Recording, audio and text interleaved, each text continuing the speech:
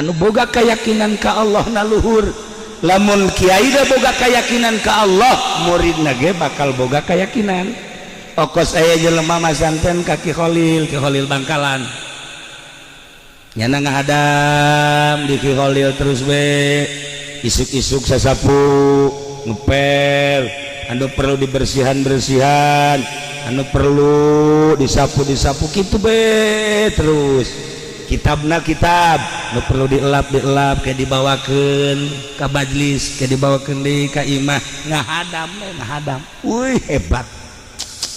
Begitu hiji mangsa nyana muka kitab di deuleu aya doa akeket, bacaanana akeket eta kan bahasa Madura mah hartina eta teh jagoan. Akeket eta jagoan, mun urang mah keket itu mah akeket eta teh doa jagoan. Wah tuh jadi dibaca terus diwirid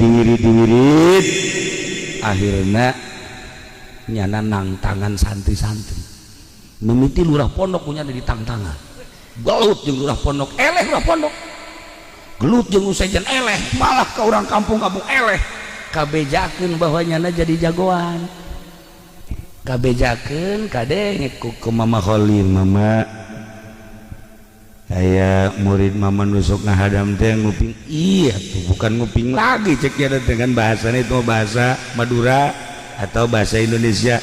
Mun cek urang mah hafal eta budak ngahadam kok bisa jagoan kitu, panggil gue jana ka dieu. Mana ieu ngahadam di dieu geus sabaraha taun? Aya meureun mama cenah 7 tahun mah.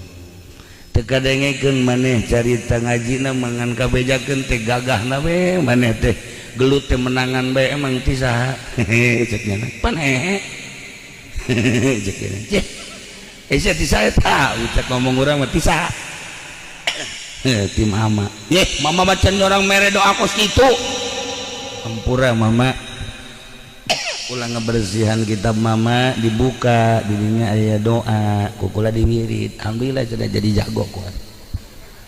Coba kitab nu mana cokot punya kitabna halaman sabaraha ieu ieu mah doa akekah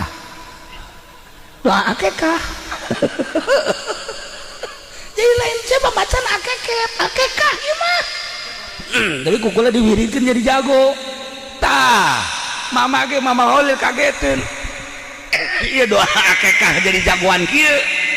Nah paranti mencit akekah kunaon aja dipake kunyana wiridan pake jagoan, iya kulantaran keyakinanana, keyakinan nyana bahwa ieu teh doa kajagoan lantaran guru na boga keyakinan luhur sanajan lain ngajurus jadi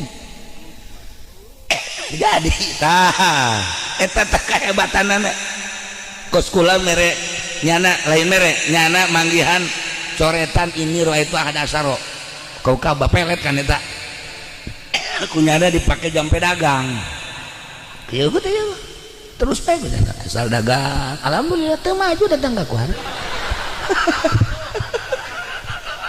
bangkrut dagangna